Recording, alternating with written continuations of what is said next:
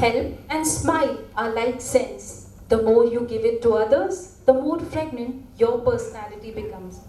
We are truly privileged to have with us today a distinguished personality who has been a driving force behind economic growth and industrial development in our region.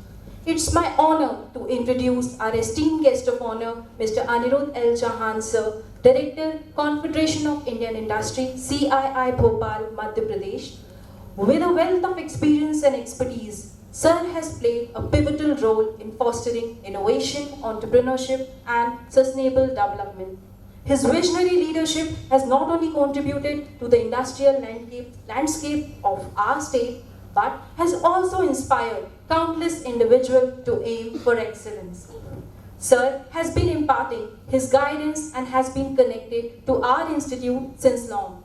We are eager to hear Sir's insight and informative address, and we look forward to his address that is truly going to motivate us all. Please join me in extending a warm welcome to Mr. Anirudha Chauhan, sir.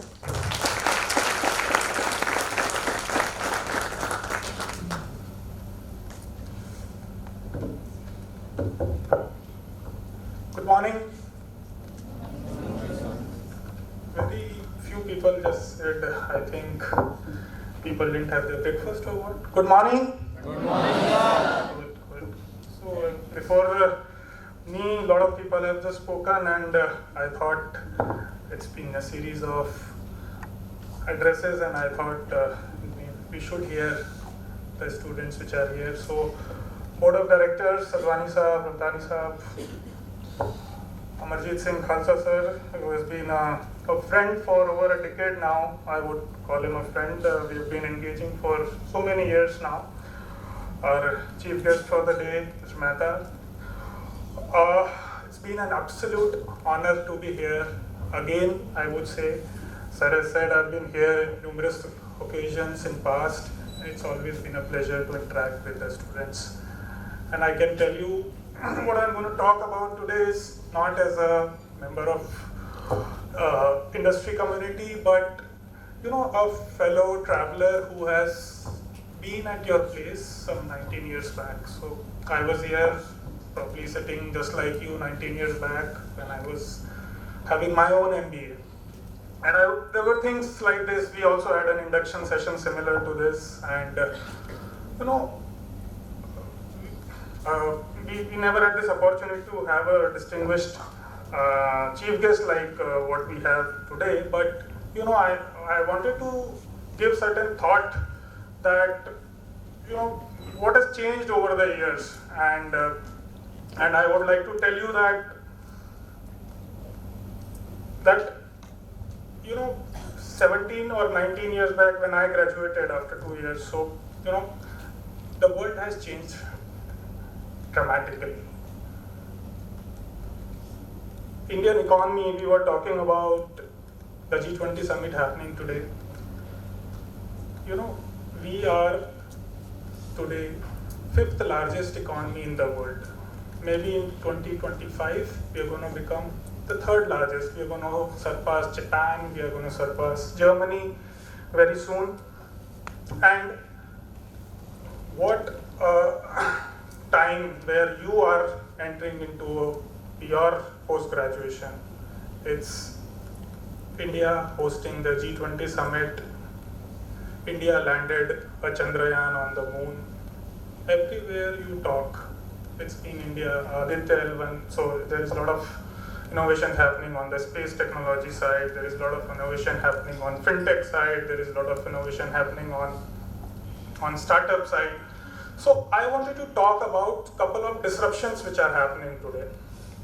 And I'm sure after the end of my speech today, you also would like to, I would leave certain thoughts rather in your mind. And Dr. Khalsa, I'm sure that would be the point of discussions also, maybe in next few months also. One big disruption is about the future of jobs. How many of you are looking for a job after the end of your 2 years term? Can you raise your hands? Wow. And how many of you intend to give jobs? some 10, 12 people. Okay. Interesting. So I have certain stats which I thought that I should talk about. 23% of jobs in India would be changed by 2025. So by the time you are going to graduate after 2 years, the jobs which are there today in the market are no longer going to exist. I am sounding a bit pessimistic. 69 million new jobs, maybe 7 crores close to jobs, will be created and 83 million jobs will be eliminated. So there will be a shortfall after 2 years. And the fastest growing job are going to be AI and machine learning specialists, sustainability specialists, both are drastically different from each other, business intelligence analysts, information security analysts. How many of you ever thought that you're going to end up getting these kinds of jobs after 2 years? A food for thought. One person, one hand just raised. So there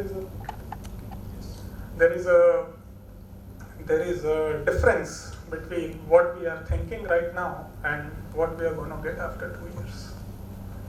So traditional jobs like marketing, sales, financial analysts are not going to be there. AI is going to be a big disruptor. If you think you're going to become a trader or a financial analyst, there are already algorithm-based trading happening. Computers are already doing the trading. AI is already eliminating quite a lot of jobs. We can see now an AI-based anchor also when you turn off your TV channels. You can see the kind of jobs which are going to get eliminated. But this is not I would say there is an opportunity. And the opportunity is to change with the change. And that is the message I want to give. We have to start thinking about the change in our own approach that we need to do, in our own thought process, that these are the disruptions which are happening. You need to be vigilant about all these things and make sure that you adapt yourself, you make yourself learn about these new disruptions which are happening. There is another disruption which is happening, and as I asked initially, how many are going to give jobs? There is a startup revolution which is happening in the country. My fellow speaker is going to talk about it maybe in more detail. He is representing a unicorn, Razorpay, so I'm sure you're going to hear a lot more about it. But one fact which I want to talk about, right now, startups have raised more than $23 billion maybe in last year. And this amount is $23 billion they have raised as capital.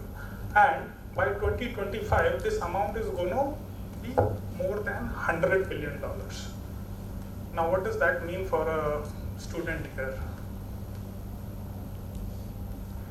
It means that startups have become the new age asset class in the country. And what do I mean by an asset class? You create a startup, you get a funding, and you can exit by selling it at a very good premium, and you can create wealth for yourself.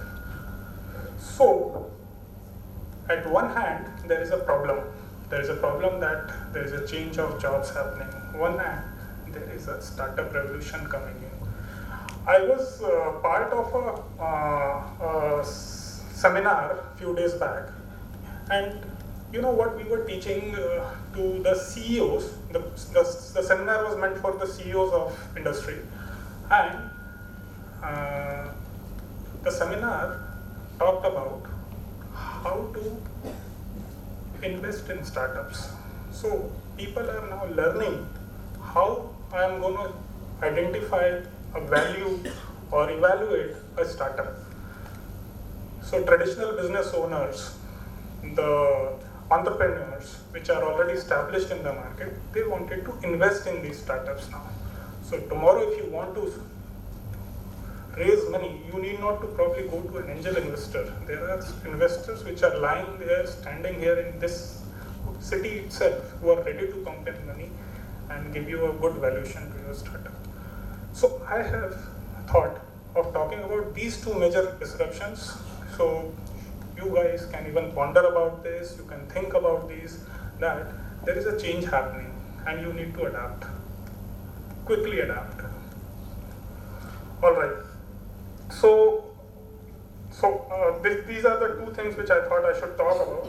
There are certain more things as a fellow student which I have learned over the last many years, and I thought that being a MBA student,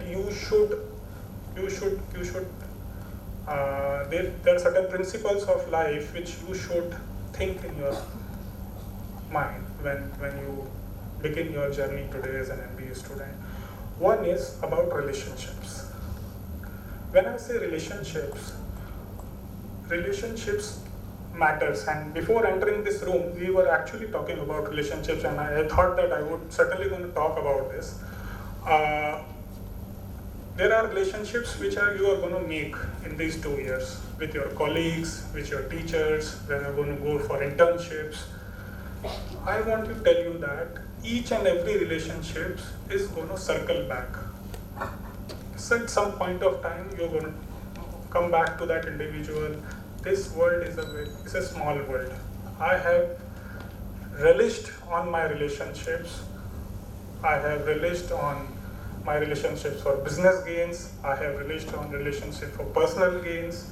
So I wanted to tell you that value the relationships which you're going to create, value the relationships you're going to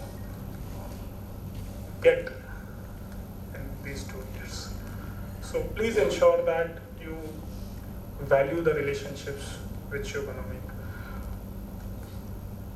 There is one more thing which I have been taught when I was part of an induction session, and I've been told that you have to stay curious. And when I say you have to stay curious, there is a term called RRR, which was given. Have you all seen the movie RRR? Well, this is not about the movie, this is about reading. And it's a very simple gap. You have to stay curious, you have to stay informed, you have to learn, read, and learning would come by reading. And reading means reading books, reading newspapers, reading blogs, and stay informed. When you are informed, you can talk about facts, you can be confident, and you can win any conversation wherever you are engaged. And that's going to matter when you're going to be out after 2 years. When you go out for an interview, you will face tough questions. It's what your confidence which you will get through your curiosity, your learning. So this is the second mantra which I wanted to give after relationships, RRR. So keep that in mind. And I would like to close my address by saying one line of Charles Darwin. What was that? What Charles Darwin has said? Can anyone say that? Survival. The sir said survival of the fittest. So this is a cruel world. I tell you, there is a tough competition. 300 of you are sitting here and 300 are sitting outside, and many of you may not get the opportunity. Whosoever is the fittest will survive and flourish. So I was going through the film, and I was looking at the colorful IPER UG film, the part of the UG which showcased the undergraduate programs where you had a lot of fun, energy around. The serious life starts here, and sooner you get serious about your own career, your own life, it would be good for you. So these 2 years, I can tell you, are going to be very important years of your life, and each one of you, if you spend these 2 years meticulously putting it all the hard work which was required, I'm sure nothing will stop. So I end my address here, and I thank you all and wish you all the very best in your in this.